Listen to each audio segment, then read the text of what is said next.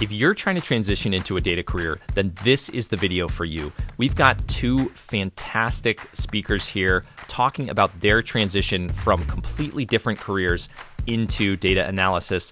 They will share some of the things that they struggled with, some of the aha moments where it really helped them turn a corner, and they'll hopefully tell you some things that will inspire you, encourage you, and make you realize that if they can do it, so can you. These are two of my favorite people in data. They're fantastic and really happy to have them here for you today. Enjoy the video and let us know what you think in the comments. Thanks. One of the things that we hear a lot from students with different backgrounds, they're so worried about, like, they think my experience isn't relevant enough. They're worried about the skills they don't have yet, and they can kind of forget about the superpowers that they do have. Yeah, I'd love to kind of talk a little bit about, like, take yourself back to that moment. And Chris, maybe the desert as you described it, you know, try to bring us back to that point where you were in a career transition. You identified, like, hey, I'm interested in this data thing. I'm going to get started. How did you get started? And like, where was it going from there initially? Sure. So the fuller part of that story is I found Maven on LinkedIn and took some Excel courses with Chris, and was really impressed with the quality of the content, the instruction, and all the cool things I was learning.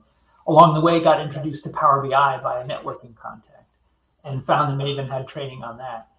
But the defining moment for me was in May of 2019 or 2020, was sitting in my home office, the one I'm in now. And it was a beautiful Saturday afternoon. I could be doing anything else.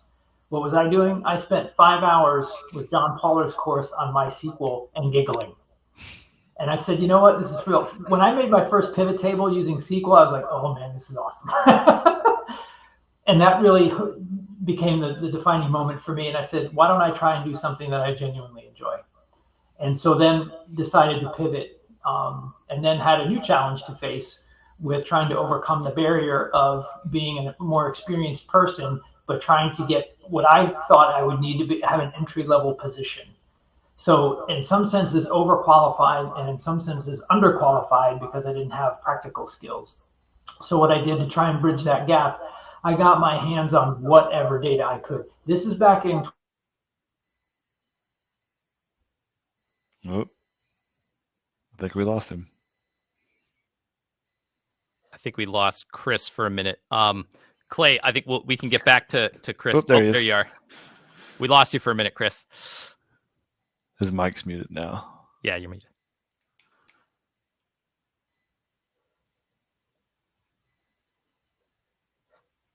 No audio.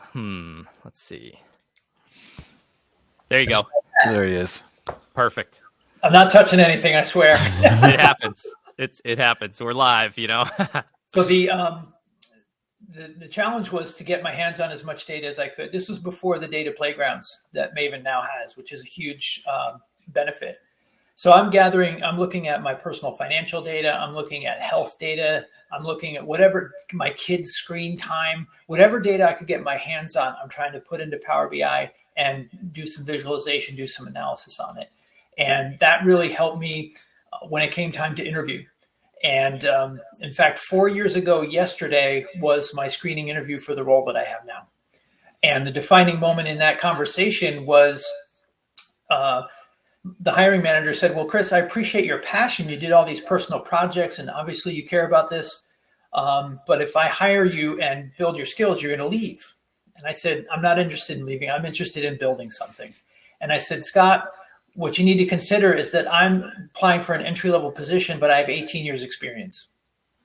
So I'm like the unicorn you're looking for. I'm the new guy that can speak to senior audiences. I understand how they talk, how they act. I just don't have these particular technical skills built up. And he actually sat back in his chair and said, well, you made me think about it differently. And the rest, as they say, is history. Oh, man, what a good pitch and what a good reframing of what we just hear so many people nervous about. Hey, people say things like I'm too old. They'll say things like my background is irrelevant. And I feel like I try to tell people exactly what you said, reframe it.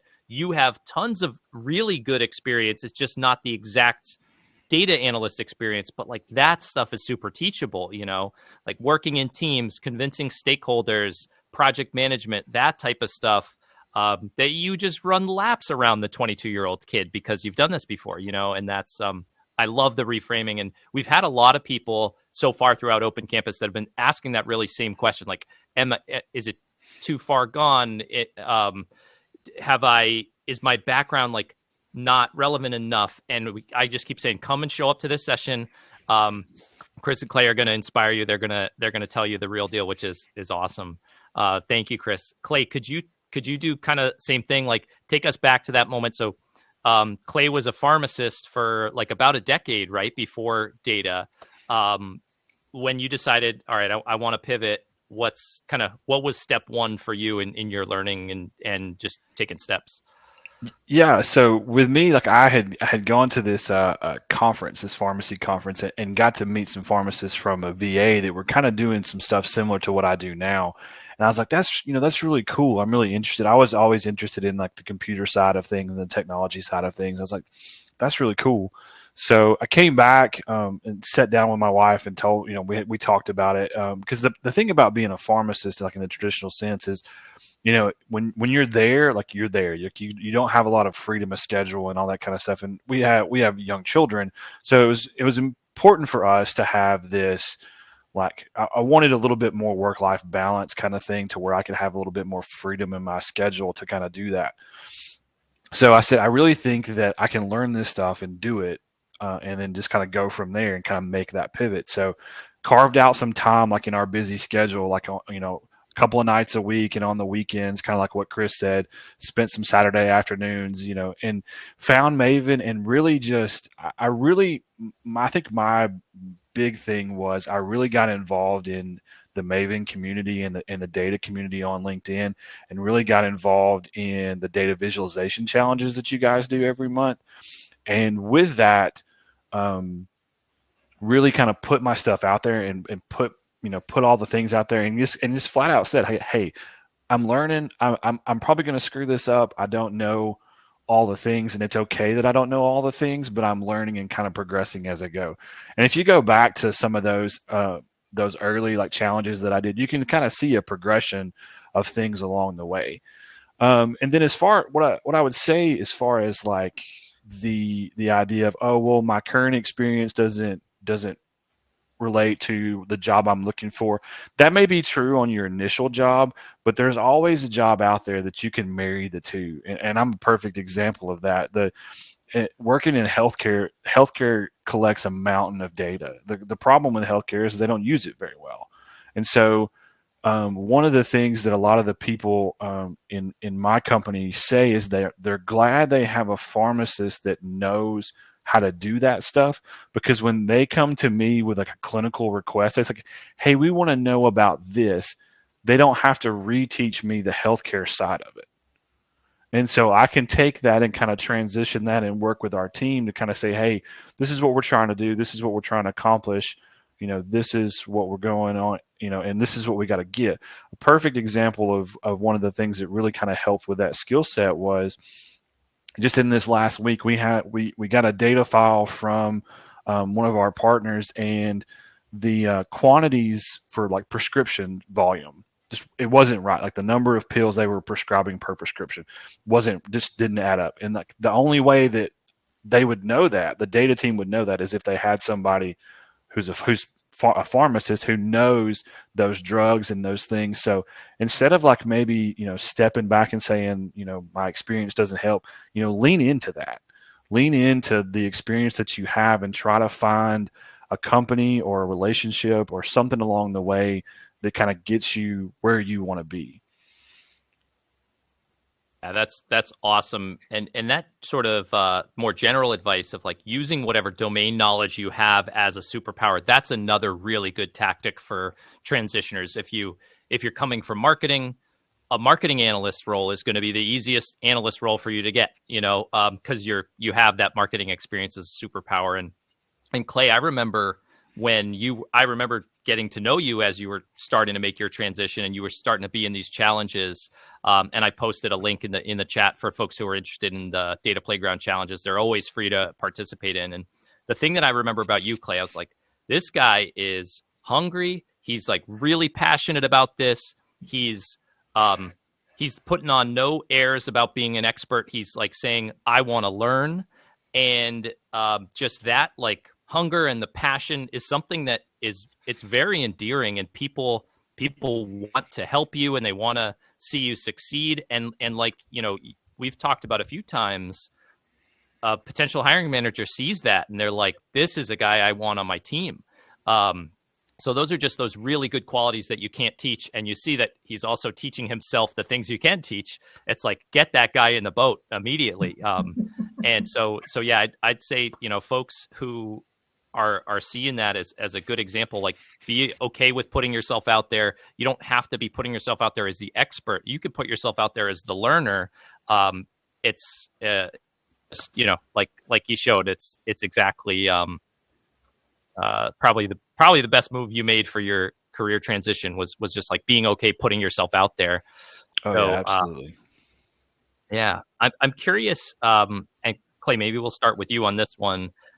What were some of the hardest things when you were transitioning? Like any kind of stumbling blocks that you'd advise people avoid, or just anything that was particularly challenging? I think the one thing, and maybe not necessarily a challenge, but the one thing that was always interesting is I got the question, well, you used to do this and now you want to do data. Why did you want to do the other? And so I had a lot of people on my first interview was, hey, how do you, why do you want to make that transition? So having your why is really important. Whatever that why may be, whether it's a personal why or a professional why or anything like that, that's probably the one big thing. The other thing was when you transition the careers, sometimes you want to bring old habits from the old job and kind of try to make a square peg fit in a round hole, and it doesn't always work. So like with pharmacy, in the traditional sense, it seems like everything's always on fire and you're always like panicking and you're always doing the thing. And it's okay in the data world to kind of slow down a little bit and do it. Like I tell my daughter all the time, like, you can do it right or you can do it fast, but you can't do both. And that was a big transition for me, was a challenge, was being able to slow down and not, as soon as I get an email, go into like panic mode, like, oh, I got to get this done right now. They're going to think I'm a fraud because it takes too long for me to get it done, and da da da da da da. I'm like, no, just calm down. You got plenty of time. Just do your thing. Yeah, that's awesome. I love that. I love that perspective. Chris, how about for you? Anything that was particularly challenging as you were doing your transition? Yeah, I'm just going to come out and say it. I know that I was facing some, I'm just going to call it what it is, age discrimination. And once I made the decision to pursue a data career, for some reason, any networking I had done went radio silent. The summer of 2020 I could not buy a conversation, it felt like. And it was not until I saw this interesting job posting that piqued my curiosity. I was so captivated by this posting that I said, you know what? I'm going to apply anyway, just to thank the person that wrote it. Because the hiring manager turned out, he said something like, if you arrange your closet according to the color palette of your most recent report, we'd like to talk to you. And he used this whole analogy of a canvas and painting. And I was like, this is awesome. I'd seen so many postings for a data analyst role, and no one was like that. And I was like, this is awesome. I got to find out more about this. So that was really tough. What I did to try and bridge the gap was continue to focus on my learning, continue to build up as much skill as I could, and whatever portfolio I could muster of sorts. So that I could answer technical questions, and then tried to do as many informational interviews as I could, finding other data people that I could just have a conversation with, not to ask for a job or anything like that, but just to get some coaching, some advice, some recommendations. And that was how I built or filled that gap until that fateful day.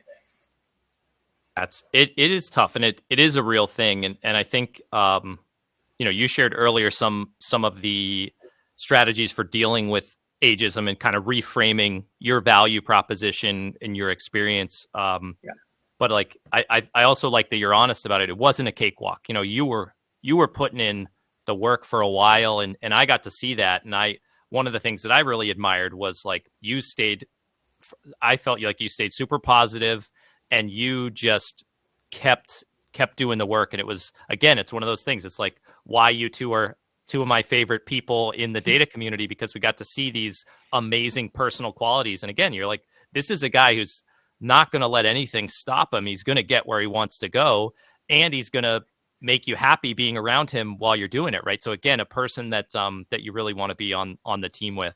Hey there, hope you're enjoying the video. Sorry to interrupt. We'll get you right back to it. Right now, Maven Analytics is offering a deal that was just too big not to share it with you. We've got an early Black Friday sale, and you can save up to 50% off of Maven Analytics paid plans. So if you've been considering learning Excel, SQL, Power BI, Python, Tableau, and everything else that you need to become a data analyst or accelerate your career, now is the perfect time. Check it out at mavenanalytics.io. You can see the Black Friday offer in the banner at the top of the screen. You can't miss it. Again, if you're on the fence, there's never been a better time. We don't do a lot of these sales, so I hope that some people will take advantage. Now, enjoy the video. I'll let you get back to it. Thanks. Chris, let's start with you on this next one. So we talked about kind of what were the hardest things. What are some of the things that you got right in your transition, or things that maybe you wish you had understood or knew earlier in your transition that really helped you? I think it's focusing on the skills, not necessarily the tools. I did have Power BI and things like that, but I really focused on SQL. I focused on the process, the fundamentals of good dashboard layouts and things like that. Focused on the fundamentals. I also kept up my personal development. Because being unemployed, especially when no one will talk to you, is more a mental battle than anything else. So I continued to be in personal development. And what I found is, and I recommend this to people all the time, is that if you find yourself in a challenge like that, to learn something new, doesn't matter what it is, but the act of learning something new changes your brain chemistry, and it helps me. That's how I kept my positivity and my positive outlook. Learning something new, and you see that evidence of progress of that learning, and that just fills you up, and it starts to spill over into other areas of your life. And that was probably the key thing. And I recommend that to everyone. Yeah, I love that. Really, really good advice.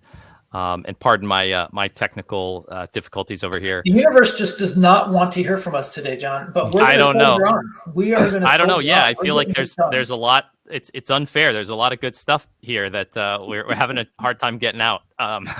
Yeah, Clay, how about you? What were some of the things that you got right when you were starting out transitioning?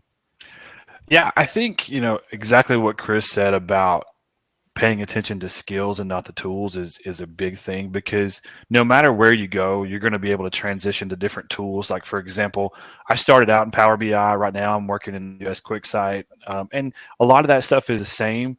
But even kind of being on the flip side of that and looking for, in my previous job, we had what we called an all-star team, which was recent graduates that we were bringing in. And we had a lot of people that could do the technical work. They could write the code and they could do the things, but telling the story was hard for a lot of people. And being able to tell the story is so important. Anybody can write. I mean, if you work at it, anybody can write the code and throw some numbers up on a dashboard. Being able to tell the story is so much more important. Agree, Clay. And that's something we try to teach folks at Maven is, the technical skills are a lot of times where when you're just getting started, you really focus there, but it's all for naught if you can't tell people what they need to do with the data that you're getting, if you can't convince them to take action and improve the business. So the communication skills I'd rank even higher than all the technical skills, and a lot of times a little harder to work on. You still can, but. And to piggyback on that, like a lot of times when you're going into a request, like we get a lot of requests from what we would call non-data people, and they have a problem they're trying to solve, and they don't know how to express what that problem really is. So they just ask you, well, I need to see these numbers. And well, the question is, why do you need to see those numbers? Well, I think they'll tell me this. Well, okay, you tell me what you think you need to know, and let me go do the things to give you the information that you need in a meaningful way. Yep, absolutely. Yeah, it's really, really good advice. Speaking of good advice, all right, so now I'm going to ask you guys for your one best piece of advice that you haven't already said so far today for somebody who is in your shoes. They're trying to transition, so you can think on it for a second. But does anything jump out to either of you guys? Go ahead. I would say don't be scared. Yeah, I know, like getting out, and we kind of already talked about this a little bit about getting out there and putting yourself out there, especially if you're making a transition. I mean, in the big scheme of things, they can't do anything to you. They can't take your birthday away, as I like to say sometimes. They can't do that. So, put yourself out there, and what you'll see is, you may have a few detractors and you may have that, but the data community as a whole will kind of surround you and kind of say, hey, try doing this. Think about it this way. Look at it this way, and you'll make those contacts. And there's a bunch of people that I've met through the Maven community that I still kind of turn to sometimes and be like, hey, what do you think about think about this? What do you think about that? Whether it's technical or data type questions, or even like professional questions about job and opportunities and all those kind of things too. Yeah, it's awesome. Really good one there. And you're the perfect spokesperson for not being scared of putting yourself out there. So it's awesome. Chris, how about you? Any best advice? Embrace the suck. When you start something new, you're going to suck at it.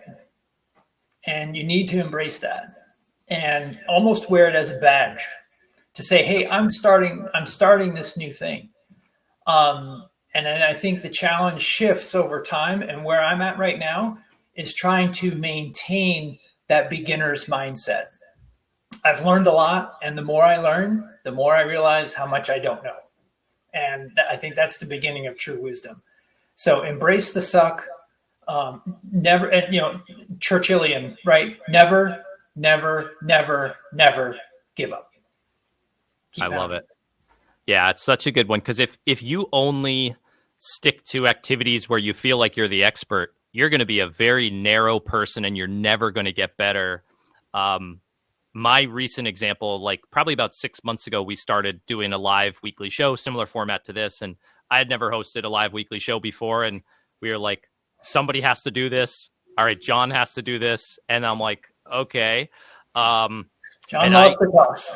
Yeah, and I knew that I was going to suck at this. And so, but I was okay with that, because I knew that someday I could potentially be good at it if I was okay with sucking first. And so I think that mentality is super, super important. I've tried to, not lose that mentality and continue to be okay with going into new areas, and it's painful at times, but it's hard to be good at something if you're not bad at it first.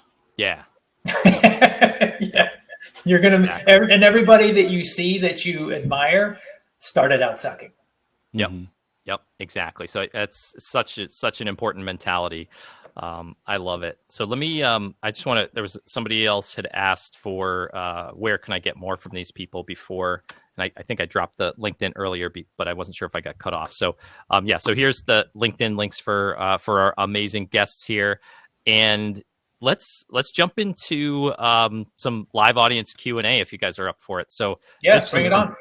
Awesome. Yeah, this is from Becky. Becky, shout out to Becky. She's been in a ton of our sessions, and she's also been organizing notes for everybody in Open Campus, which is really cool. We weren't anticipating anybody doing this, so just definitely a community builder here. So Becky is transitioning careers. How do you best determine what your transferable skills are? And then how would you best communicate those to hiring managers? So how would you guys think about that problem? I think a lot of it, especially for me, was, I've led teams before. I've done all the organizational type stuff and done those things, and those qualities are kind of universal. So being able to do that, being able to communicate things, being able to be part of a team, being able to do all that kind of stuff. And then, the real question after that is being able to put your money where your mouth is. We can talk all day about how we can write SQL and we can build these things, but if you don't have a portfolio that shows that all those skills that you do have plus the other stuff come together, then it can be really difficult to kind of land those interviews and those job prospects. Yeah, it's good advice. What do you think, Chris? I think a lot of your transferable skills are going to be your softer skills. So your ability to think critically, think analytically, prioritize, manage your time, your interpersonal skills and relating to others, reading the room, being a good listener, being able to articulate ideas concisely. Those are all transferable, right? And those, because the main thing that hiring managers are looking for is your character and how good of a fit you're going to be in their culture. Right, because if you hire just the one wrong person can destroy a team. So that's what they're the threshold guardian, if you will, for their culture. And you're just trying to communicate and show what you have to bring and your value proposition and those kind of things. But I find that the soft skills are the transferable ones. The technical ones you can pick up. If you learned MySQL and they use T-SQL, okay, that's a little mapping exercise, right? That's teachable. But the other things are not as easily taught, and I think more valuable and transfer anywhere. And there's probably things in what you're doing now where you're coming from, like in Clay's case, that transfer. I mean, he learned how to think critically and do some pretty important stuff. Otherwise, if he gets it wrong, people die. If I got something wrong, no one died. But in his case, they could. So I think there's probably more there than you think. So really challenge yourself and see what those are. But definitely the softer skills are transferable. I think it's also important to show that you're a well-rounded person, and not because don't be the guy that goes into the interview and says, I live and breathe data and I do it 24 hours a day, 7. Come on now, that's not true. Because I mean, people like when you join a team like that, you want to, they want to see all your other things and all the stuff that you've got going on in your life to make sure, like Chris said, that you do fit the culture. And it's just as important that they validate that you fit the culture as well as you validate that their culture fits your culture. Because you want to, it's definitely a two-way street there. Yeah, you're interviewing them, so don't give your power away. Absolutely. Yeah. Yep. Yeah, exactly. It's such good advice. And, ideally on the hiring side, the best case scenario is you're hiring like a future friend, somebody that you would call a friend 2 years after spending 40 hours a week with them. Right. And so, yeah, I love that. You're not a data robot. You're a person who has skills and is multifaceted. And I love that advice. Here's another one from Daria. I think this is a really good question. So what's a safe reason to announce while you're trying to answer the question, why are you transitioning to data? So and she's saying if you heard from her that she burnt out and her tech skills were way better than was needed in the current field, so she's more passionate about data. Is that a good answer? Would you guys recommend some other positioning? No, that's absolutely a great, because first of all, it's the truth. Definitely just tell the truth. Just be honest. And that was going back to like the story I told, that was my problem. That was absolutely my problem. Working, 12, 13-hour days and filling thousands of prescriptions a day and having people be upset with you and mad at you and having to deal with all the things that a pharmacist has to deal with. Burnout is a real thing in the healthcare world across all, professions. I know I've seen it. Well, I'm kind of watching the chat a little bit, and there's some physical therapists and some OTs in there. So everybody in the healthcare world, especially when COVID hit, there was a huge, because like, everybody else kind of got a break and got to go home. Like, we didn't get to go home. We went to work, and it was just as hard, if not harder, to do our job then than it was before. And so burnout is a real thing, and it's a very truthful thing. And that was the main driver for me. And when my wife and I would come home and I'd be just absolutely mentally and physically exhausted. I had missed my kids' ball games, and I had missed this event or missed this thing. And I was upset at myself, but I was so physically exhausted that sometimes I would take that out on my wife and my kids. And that's not fair to them. So I told my wife, I was like, look, something's got to change. I don't know what it is that we've got to do to fix this. And, luckily we were in a position to where, I could kind of carve out the time, and we made the time for it.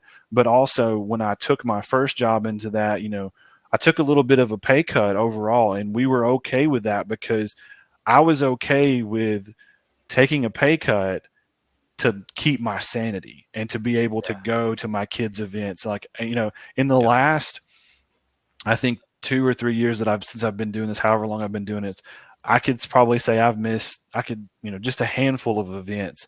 And if I had been a pharmacist in the traditional sense, I would have missed a ton of them. And that's not something that I wanted to do. Yeah, man, that's awesome. Yeah, I agree. I mean, Clay said it all. In my case, I was burned out as well. IT program management, the fire for that in me had gone out long before. And them firing me was absolutely the right thing to do. I had no ill will to them whatsoever. But I'm just so delighted that my kids get to see their dad now. So they got to see dad when he wasn't happy, and they got to see their dad loving what he does. And the difference is just night and day. Oh, that's and great. I love being an example for them that you can change and follow your passion. My younger daughter just started college this fall. And as she got into college, I said, pick whatever you want to study. It really doesn't matter. When you get out, you're probably not going to apply your degree. And if you do, great. But study something that you're interested in and that you're really passionate about, because that passion is what's going to pull you through. And that's totally what happened in my case. I got so enthralled with this data stuff. It absolutely pulled me through the desert. And that's what I was able to convey in interview situations. And still to this day, it still oozes out, as you guys can tell. Yeah, it totally does. And it same thing with you, Clay, too. And I think that's one of the things you both did such a good job of, is you showed that you were passionate about learning and you wanted to be in this new space, and that it was just very obvious, and then I think when you have that part of the picture, it makes the other part of the picture like, hey, yeah, I've had a good run over here, but I'm done with it. I'm ready to move on. When you have the passion for the next one, it makes that story complete, honest, and totally acceptable. Like, from my perspective as a hiring manager, the only time I would just kind of caveat is like, if you didn't have and now I'm passionate about data, and you're just like, hey, I'm burnt out being an XYZ and I just need to do anything differently, that's a little different, so I think you gotta be excited about the next vine that you're swinging to, and if you can do that, it really helps. So yeah, but yeah, Daria, great question there. I'm curious about this one. So this one's from Mohammed. What future trends do you see that newcomers should be aware of to start to prepare them for long-term success? Well, I can think that everything that's on everybody's mind is obviously AI and what all how that's going to affect. Come on, Clay. Come on, man. Sorry, Chris. You got to be quicker, buddy. You got to be quicker. But yeah, I think that's one of those things that people are going to think about is, AI is going to take my job and all that kind of stuff. And there's I can't think of it off the top of my head, but there's a book that I read not too long ago that was talking about how technology shifts jobs, and the jobs that, that, for example, people who make horse and buggy whips, they don't, they don't exist anymore because technology's advanced that, but technology has also advanced those careers. And for every one job that technology displaces, it creates 2.5 more. So, don't be worried about AI, because you still have to have somebody to absolutely embrace it. But you still have to have somebody to be able to go and tell that story, and to be and it falls back on those soft skills that Chris was talking about. If you have those, even if AI comes on and does this thing, or if big data does the other thing, or if, pick your poison, you have that ability to pivot, and that ability to kind of even pivot in within the data world is really important. I think there's always going to be the need for the human things, to Clay's point, and being able to tell the story. There's always going to be a need for humans, folks. AI is not going to take our jobs. That's hype. That's a myth. It has the power to do some great things, and I hope that it does.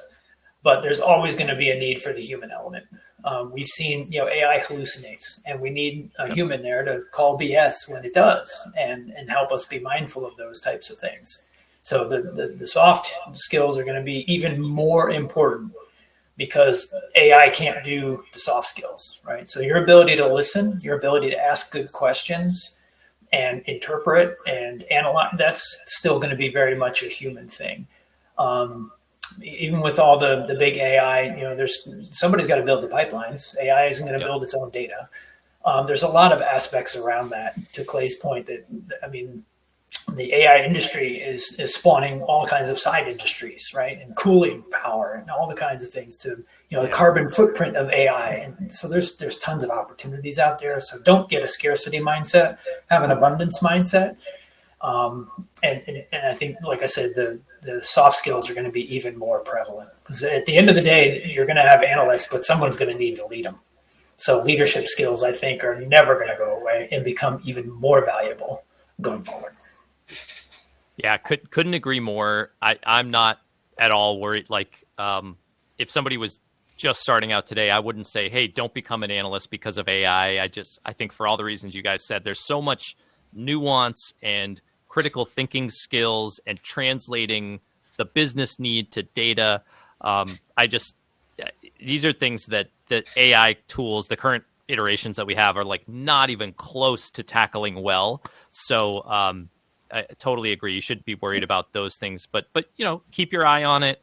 Use it for the things that it is good at, like maybe debugging code, writing your emails, that type of stuff. It's decent. Brainstorming partner. I use it as a brainstorming partner sometimes. So yeah, awesome take on that. This one's from David. Pretty tactical. How did you build your analytics work into your resume, especially where you guys had backgrounds with a lot of different experience on the resume that wasn't analytics work? Did you work it into your previous roles, or did you do a project section? How did you tackle that one?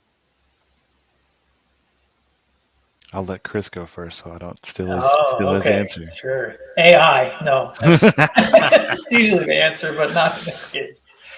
Like I said, I talked about the work that I had, which wasn't much, but even though it wasn't much, I was able to articulate how I went about it, what I was able to do, what I did learn from it, so that they could see that I could take a undefined problem, one that I created or formed myself, and what the thought process is, right?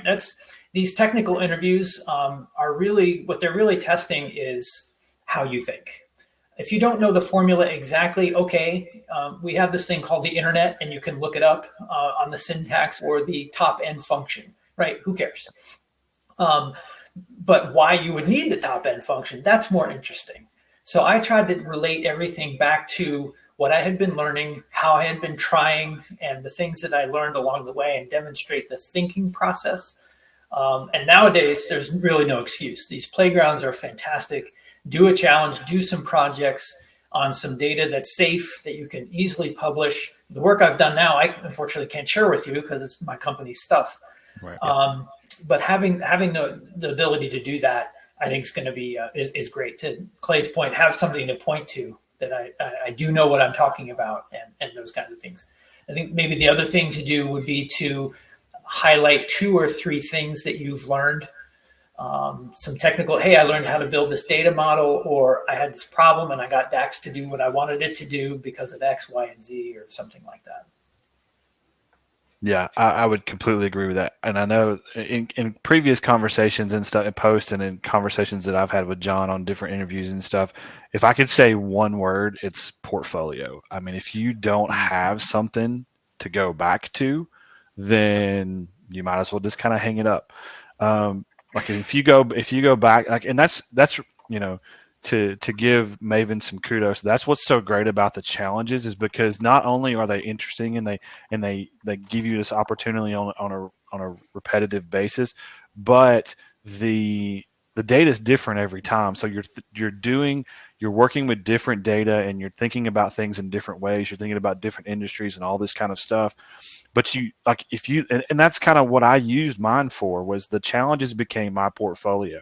And I posted them on LinkedIn, and I posted them out there. And every time that I posted one, I usually wrote a little sentence that says, "This is what I was trying to do with this one. This is what I learned from it. This is what I did right. This is what I got wrong." Those kind of things. And then every time you do a progression, and that's what's going to draw that attention in. Yeah, it's awesome. I was about to pull up another question about what's the best way to do projects, and I feel like you guys both really kind of hit that one. This one's interesting. So this is from Milton. Developing your technical skills can be done in a solo environment, but the communication aspect is really more of a two-way street. What's your advice on strengthening your storytelling muscles? It's a really good one. Hard one too. I would say get involved in a group.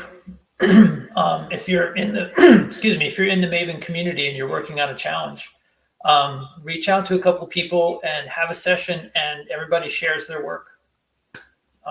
There's really no excuse. Find a couple people and explain what you were trying to do. Ask for feedback. Hey, what do you not like about this? What is unclear? And things like that, and listen for the feedback. So yeah, I would say that find some other folks and talk about stuff that's important with people who care. Yeah, it's great. Absolutely. Like that's where that Maven community and that LinkedIn community comes together. But also there's, I think it's like the 10-second rule. If somebody can't look at your visual and tell what it's about in like 10 seconds, then you've missed the boat. One of the things I did a lot of time early on, it was brought my wife in. Like she's not a data person. She's a nurse practitioner, and like a lot of the stuff that I was working with, didn't have healthcare data. And I would bring her in and I would set her down. I'm like, I need you to look at this and tell me if you based on what you're looking at, do you understand what's going on? And if she said yes, then I was like, okay, then I did a pretty good job. If she says no, then I'm like, okay, I got to go back and fix some things. And then you ask the follow-up question is, okay, what's confusing? What's not confusing? What looks good? What doesn't look good? All those kind of things.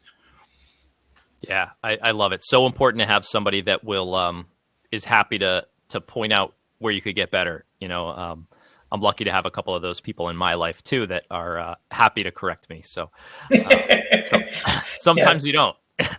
Marriage there's no personal development school quite like marriage. It never ends.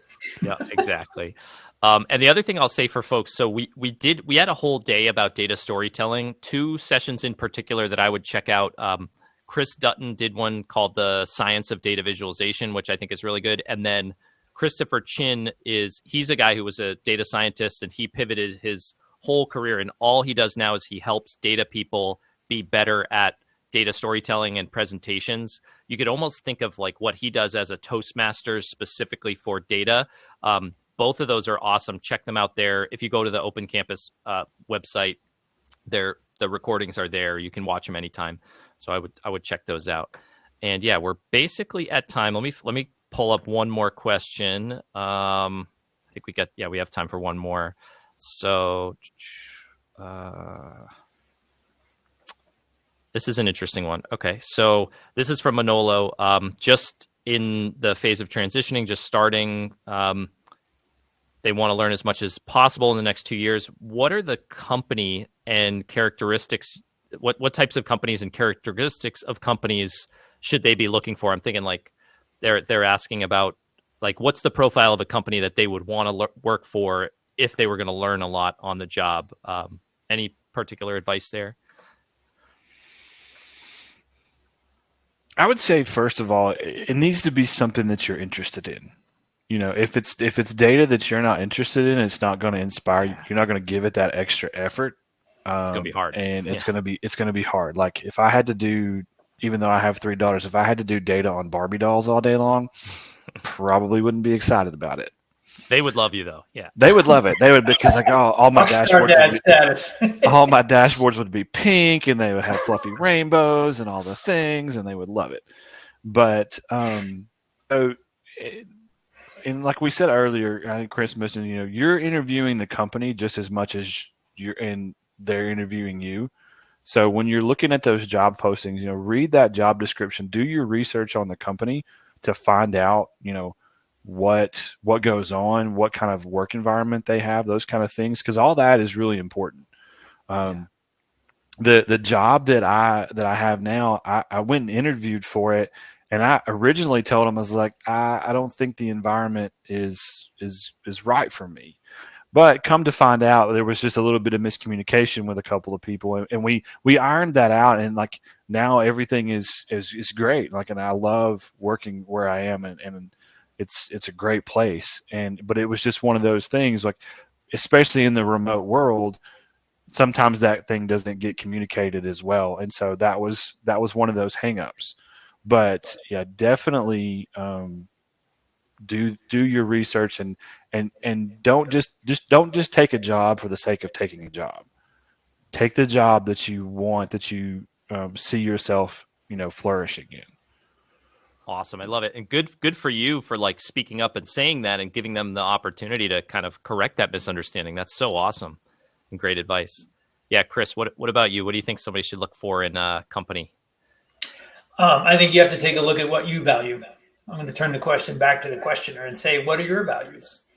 And then find a company that fits those. To Clay's point, the way I summarize it to folks is I have finally hit the trifecta in my career. I love what I do, who I do it with, and who I do it for. So yeah, find that thing, and you're interviewing them. Leverage your network. See what you can learn about that company. When I found this company, I learned it was a family-owned company, and that was, oh my gosh, families are dysfunctional. But then I realized that they've been around for 90 years. You don't get to be that old by accident. And it's because they're value-based that they've had the longevity. We're just getting ready now for our 4th generation to take over. We'll have a female CEO. Woo-hoo. Nice. So, yeah, you have to know your values. And once you're clear on that, you'll put the right filter out into the universe, and you'll almost draw the companies that you're interested to you. It's cool. It's magic. I love that advice. Yeah. I want to call something out, like not to pick on Becky, but Becky said, you know, don't take the job for the sake of the job, even if you're unemployed. And I would say yes, because if you do, you're going to be unemployed again in 3 months or 6 months, because you're going to quit. You're going to quit because you hate what you're doing, or they're going to fire you because you hate what you're doing. So I'm not telling you not to take a job to feed your family or something like that, because everybody's got to do it. You know, and if I had to do it tomorrow, I'd go out and dig ditches to put food on the table. But you know, if you're trying to break into this arena, like don't do something that you don't want to do just for the sake of doing it. Yeah. Because then you'll be burnt out and jaded against data, and then you'll want to go do something completely different, and you'll be right back where you were. And on the flip side of that, I would say don't chase the dollar. Don't chase the dollar. I knew I was going to take a pay cut because I was going for a more entry-level position, but I knew I would be able to grow fast, and it's coming. I'm not back to where I was yet, but I'm close. Yeah. It's taken a little while, but I'm close. So and you're happy. If you do what others won't, you can live like others can't. Yeah. Yeah, it's good advice. And you guys are happy, you know, like, absolutely. So there's that intangible, that's probably the most important thing in life, right? So yeah, it beats whatever's number 2. I don't even know what number 2 is, but yeah. Yeah, amazing. Well, yeah, we're at time, a little bit over. Thank you guys so much. Thanks. We had a ton of folks here in the audience, and you guys were really engaged, which always makes these extremely fun. Like I said, Clay, Chris, you guys are two of my favorite people in data. I want a special thanks to you for coming here, but also just like continuing to be such an amazing part of the data community. Personally, like when you guys were making your transition, I was just starting with Maven, and like we didn't have that many students. Is this business gonna survive as a business? And I think getting to see folks like you really kind of inspired me to want to keep doing it and stick it out. And so that's why you'll always have a special place in my heart, and I just really appreciate how you keep coming back and doing this. Thanks. Well, huge shout out to you, John, and the whole Maven team. It's an honor and privilege to be associated with you guys. And you guys got me to where I am today. I very much am aware of where I came from and who helped me get there. So it was an honor and a privilege. Clay, wonderful to share the stage with you, my brother. And Absolutely. have an awesome rest of your day. Yep. Yeah, I can't echo what these two guys have said anymore. It's Maven got me where I am, and I'm always indebted to you guys. So I'm happy to give back just as you guys have given to me. Well, I think you guys place too much credit on Maven for your success. I think we are a very small part, and you guys being what you are is why you're there. But we're happy to be a small part of your success. So anyway, thank you guys so much, and we'll see you next time. Take care, everybody. Bye. Hey there, I hope you enjoyed this video. This was part of our open campus event where we ran 24 sessions in front of a live audience over the course of 2 weeks. It was a ton of fun. We did all these live sessions, and we opened up our entire learning platform for free. You did not need a paid account to take advantage of all the courses. So folks could learn Excel, SQL, Power BI, Tableau, Python, etc., all the stuff that you need to learn data analysis skills and take your career to the next level. If you missed it this year, keep an eye out. We'll definitely be doing this again next year, probably again in October. We would love to see you there. And the last thing that I'll leave you with, if you're looking to take your skills to the next level right now, and you've been on the fence about a Maven Analytics paid plan, we are currently running our early Black Friday sale. This is the absolute best time to pay for Maven Analytics if you want to, so don't miss out. You'll have the opportunity to save up to 50% on paid plans, which is a pretty great opportunity. You can check out all the details at mavenanalytics.io. Just look for the early Black Friday banner at the top of the site. You can't miss it. Hope that we'll see some of you there as well.